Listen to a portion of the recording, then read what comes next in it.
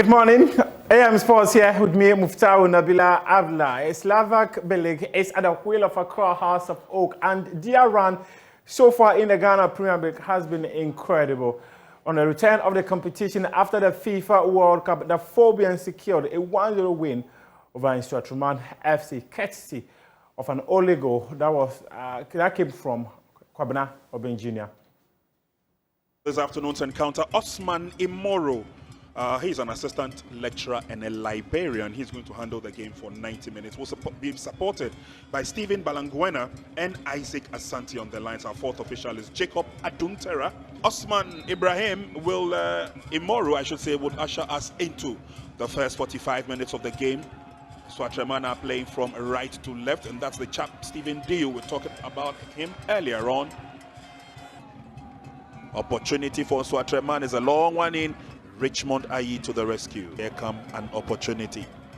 Threaded into the 18-yard box. The header is on. Oh, Ayi had to stretch to his limits. Some good goalkeeping. Missed opportunity by the home side. Yeah, it's an amazing move. And he comes in again, Dio. And Ayi again, this time a firm grab. So, for Accra Hearts of Oak, Richard Ayi has been in some superb and fantastic form. Yeah, the header here from Ofori. He thought he had scored, but what a save from Ayi to then again the delivery from the left side, another header, and just look at Ayi. Wonderful save. Yeah, been on active duty. Sure will do his possible best to get the ball out. Here's Salifu Ibrahim with a corner kick. It's flicked on. Oh, across the face of goal. Fabian's in the shot. Oh, missing clearly the opportunity. This Swatreman under pressure. Very unlucky. Atofok.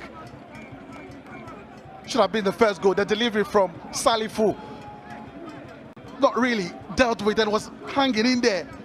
Asante. Accra Hearts of Oak have taken off Zachary.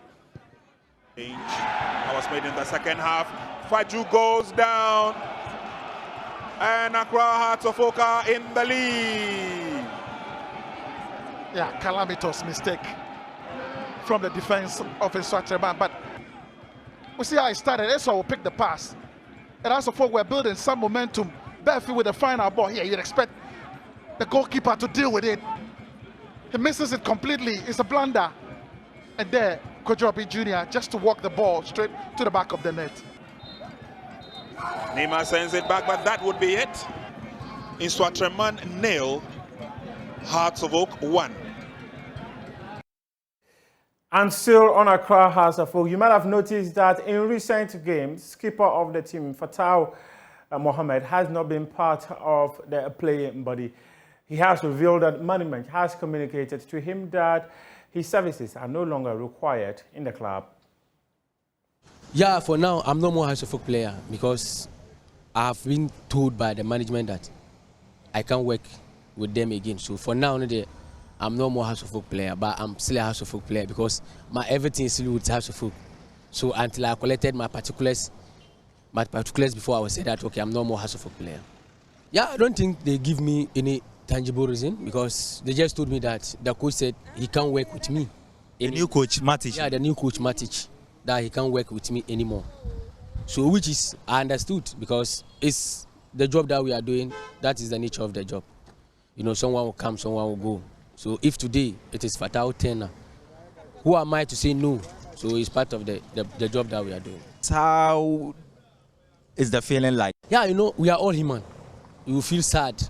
Because for you serving this club for so many years, then at the end of the day, maybe like, this is the way you people end up with the relationship. It's very, very hurt and it's very, very disappointed. But like I said, no, the job that we are doing, if you understand it, if this kind of things come on your way, you have to grab it in a good fit, then move out along with your life. So I'm still moving along with my life. Have you regretted being at the club for the decade? I never regretted. I never regretted for playing for Accra House of Oak. Accra House of Oak make me who I am today. Accra House of Oak make Fatau that Ghanaians know Fatau that he's standing here. So I will never sit somewhere and say I have regretted for playing House of Oak. No. What's the way forward for Fatau Muhammad? Yeah, the way in there, the way is huge because I haven't hung my boots yet. I'm still a small boy, so for now I'm part of House of Folk. I'm leaving House of Folk doesn't mean that I'm leaving football. So I'll go and continue my profession somewhere else. But for now, I don't think I have any club that this is the club that Fatau is going until I take over my everything from House of Folk. Before anyone that comes Fatau's way, then Fatau is ready to receive anyone. Are there offers on the table? Yeah, for now, no. Because for now, no. Things are not yet published that Fatau is free now. So for now, they no. French football authorities have banned Ghana defender Alexander Juku for 1 match for breaching betting regulations in the 2020-21 season. This means he will miss Strasbourg's first game against Paris Saint-Germain after the World Cup break on December 28. There's more in the following report.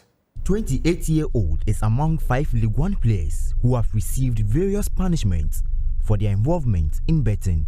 The other players banned are Auxerre goalkeeper Donovan Leon, Ivan Cardona of Brest, and Montpellier Sancha Delahaye.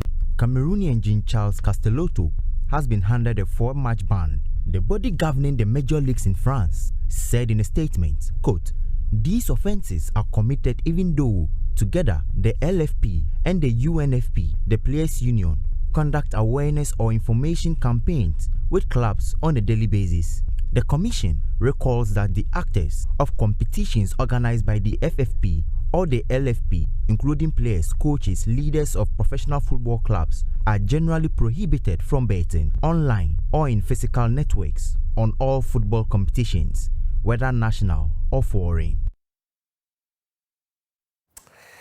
Let's talk about the Ghana Olympic Committee vice presidential election that took place over the weekend, and Mawako Afajino, who is the president of the Table Tennis Federation, he has been voted vice president of the Ghana Olympic Committee.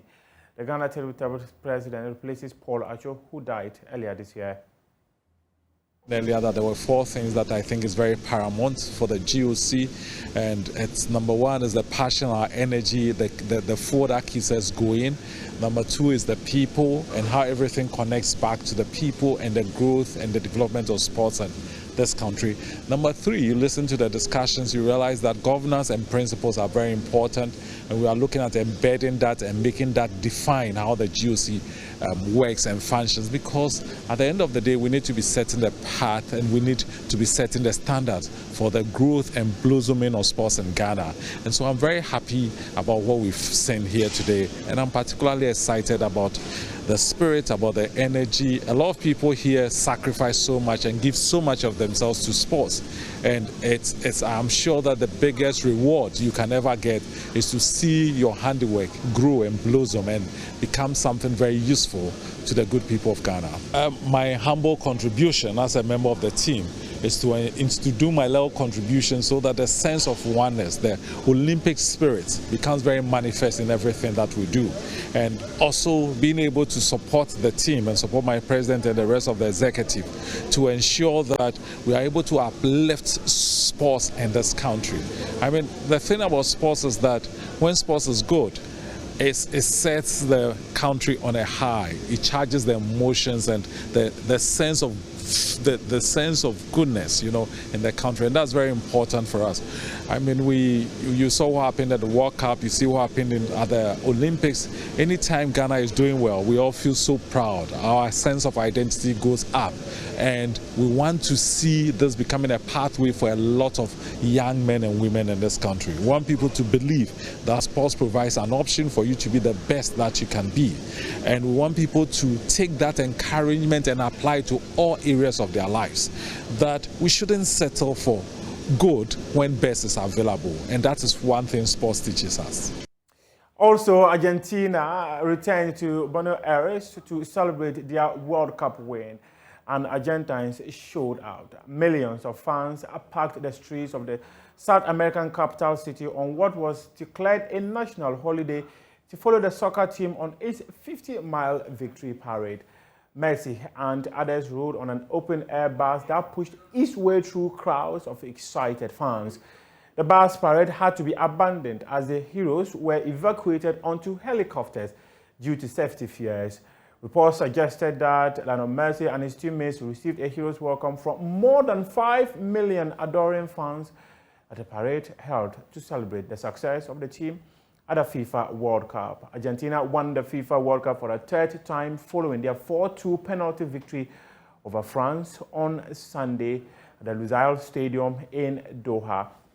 The game had ended 3-3 in regulation time before it was forced into extra time, and Lionel Messi and his teammates finally laid their hands on that elusive World Cup trophy.